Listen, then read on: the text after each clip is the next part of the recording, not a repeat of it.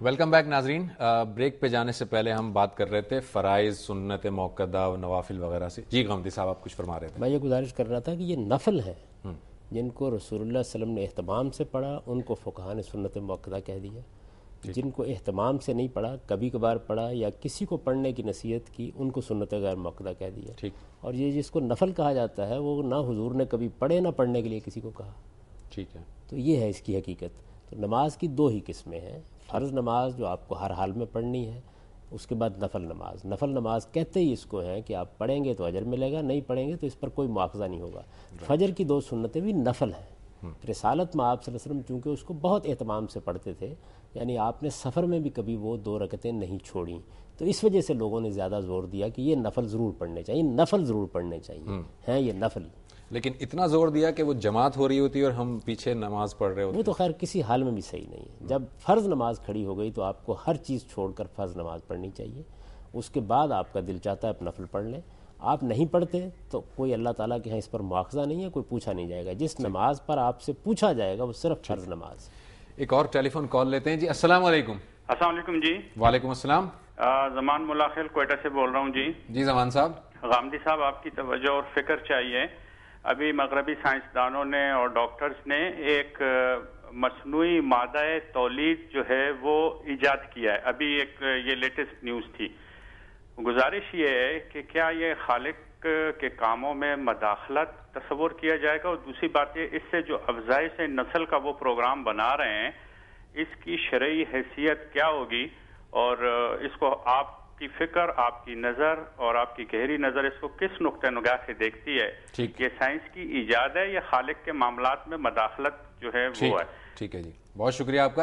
ایک اور کالر ہم شامل کرتے ہیں. السلام علیکم. ہلو. السلام علیکم. وعلیکم السلام. جی میرا نام غوثیہ ہے اور میں اسلام آباد سے بات کر رہی ہوں. جی جی.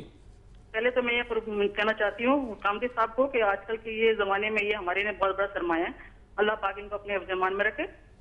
سوال میرا ان سے یہ ہے کہ قربانی جو ہم عید الاضحیٰ پر دیتے ہیں وہ واجب ہے یا نفل ہے؟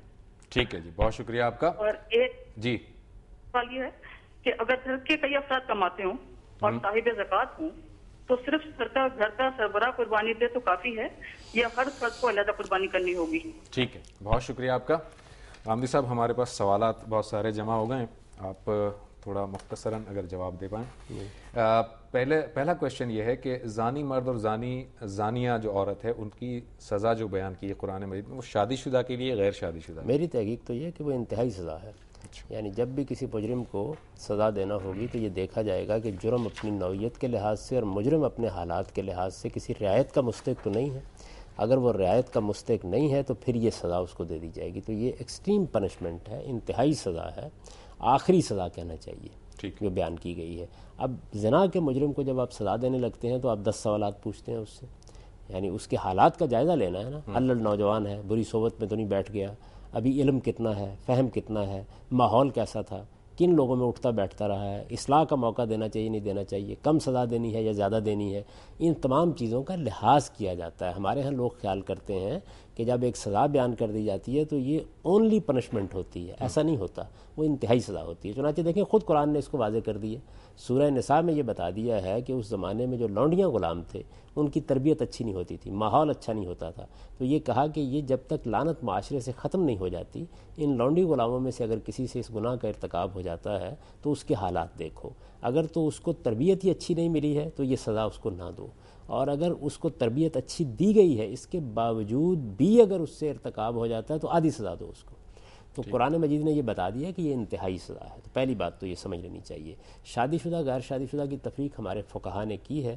اس موضوع پر اگر یہ میرا نقطہ نظر تفصیل سے جاننا چاہیں تو میری کتاب برہان دیکھ لیں، اس میں نے اس پہ بحث کر دی ہے. مجھے اس نقطہ نظر سے اتفاق نہیں ہے اور میں نے اپنے دلائل اس میں بیان کر دیے ہیں، لیکن چونکہ وہ ایک تفصیلی بحث ہے تو میری گزارش یہ ہے کہ اس کو وہاں یہ دیکھ لیں. ٹھیک.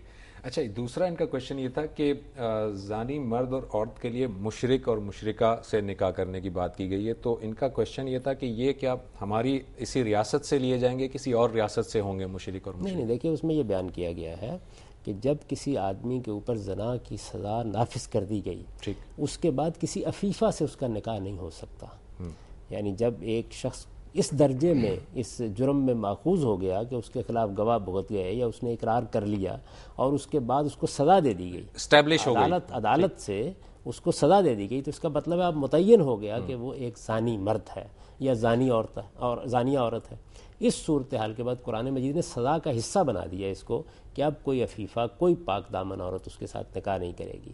اسے اب قرآن مجید یہ کہتا ہے کہ نکاح کے لیے ملے اگر کوئی تو یا کوئی زانیہ ملے یا کوئی مشرکہ ملے، یعنی کوئی مسلمان عورت نکاح کے لیے تیار نہ ہو۔ یہ استحالے کا اسلوب ہے۔ عربی زبان اور ادب سے اگر آدمی کی واقفیت ہو تو یہ ایسی ہے جیسے ہم کہتے ہیں کہ اب تو تم جا کسی جہنم میں جاؤ، اب تمہیں گھر نہیں ملے گا کوئی بھی۔ ٹھیک، یہ چیز ہے، اس اسلوب میں یہ بات بیان کی۔ اس کا مطلب یہ نہیں ہے کہ مشرکہ ڈھونڈنے کے لیے چلے جائیں۔ ٹھیک، ایک اور ہم کالر شامل کرتے ہیں۔ السلام علیکم۔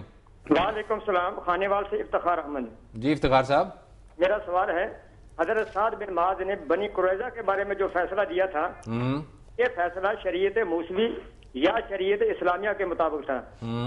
دوسرا سوال ہے، کیا شریعت موسوی میں مال غنیمت جائز تھا؟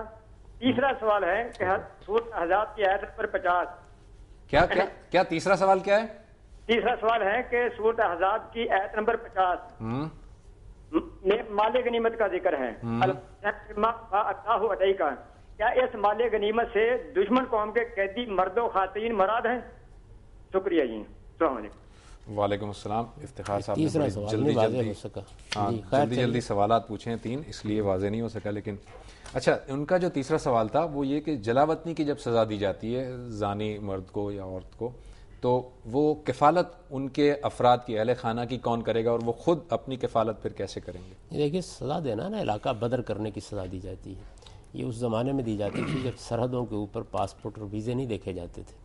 آج کے زمانے میں تو یہ سزا دینی ممکن ہی نہیں رہی، لہذا اس کی جگہ اب جیل کا ایک پورا قاعدہ بنا لیا گیا۔ وہ بھی ایک طرح کی علاقہ بدری ہے کہ آپ نے اپنے علاقے سے نکالا، میاں والی جیل میں ڈال دیا کسی آدمی کو، تو وہاں اس کے کھانے پینے کا بندوبست کر دیتے ہیں۔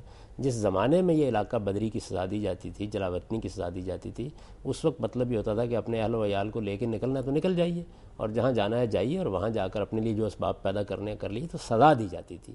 سزا میں اس کا پھر اہتمام نہیں کیا جاتا تھا۔ اب فرض کر لیجئے کہ کسی آدمی کو کوئی ضرورت پڑ گئی ہے تو اس علاقے کے لوگ اس کی جو مدد کر سکتے ہیں کر دیں گے، تو یہ اس قبائلی تمدن میں یہ طریقہ تھا۔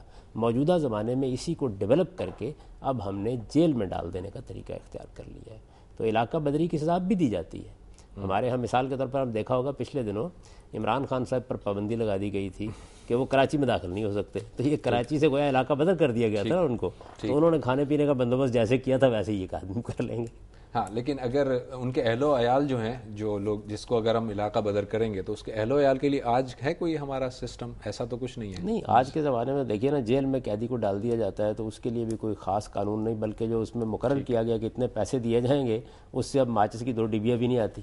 تو یہ تو قوانین ہیں جو ہمیں بنانے ہیں۔ بالکل صحیح۔ ایک بات یہاں پہ اصولی سمجھ لینی چاہیے کہ جب کبھی قرآن بھی کوئی قانون بیان کرتا ہے تو وہ اصول میں قانون بیان کرتا ہے، اس کا پروسیجرل لا کیا ہے، یہ ہمارا کام ہے، یہ ہمارا کام ہے، وہ ہم بنائیں گے اپنے حالات کے لحاظ سے۔ جی ایک اور کالر شامل کرتے ہیں۔ السلام علیکم۔ وعلیکم السلام ورحمۃ اللہ۔ آپ کے حضور اور غامدی صاحب کے حضور میں آداب پیش کرتا ہوں، ڈاکٹر بشیر احمد صدیقی کراچی سے۔ جی بشیر صاحب، میرا مختصر سا سوال ہے کہ پاکستان میں یہ جو ہے سیاسی جماعتوں کی ایک منڈی لگی ہوئی ہے، اور ان کے کارکن آپس میں جب لڑتے ہیں تو ایک دوسرے کو شہادت کا درجہ عطا کر دیتے ہیں، اور علامہ اقبال کہتے ہیں کہ شہادت مقتلوب مقصود مومن نہ مال غنیمت نہ کشور کشائی۔ غامدی صاحب کے حضور ادب سے درخواست ہے کہ وہ شہادت کا صحیح فلسفہ بیان فرمائیں کہ اللہ کے نزدیک جس شخص کو شہید قرار دیا گیا ہے وہ کون ہو سکتا ہے اور اس کا درجہ اور مرتبہ کیا ہے، شہادت کسے کہتے ہیں، شہید کون ہے۔ یہاں ہر آدمی لڑائی کے درمیان شہید قرار پاتا ہے۔ ٹھیک ہے جی، بہت شکریہ آپ کا۔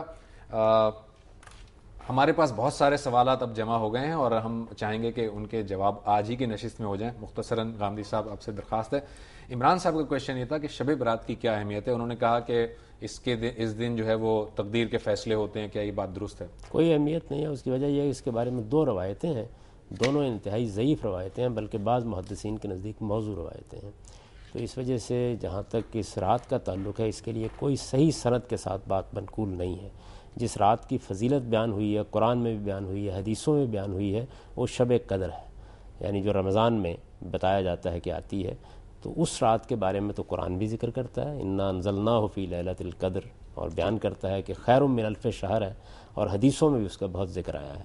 اس سے متعلق 2 روایتیں ہیں، دونوں موضوع اور ضعیف ہیں۔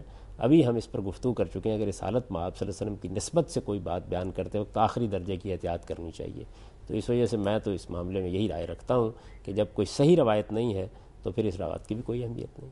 ٹھیک، ناظرین ایک مختصر سے بریک سے واپس آتے ہیں اور مزید سوالات لیتے ہیں بریک کے بعد۔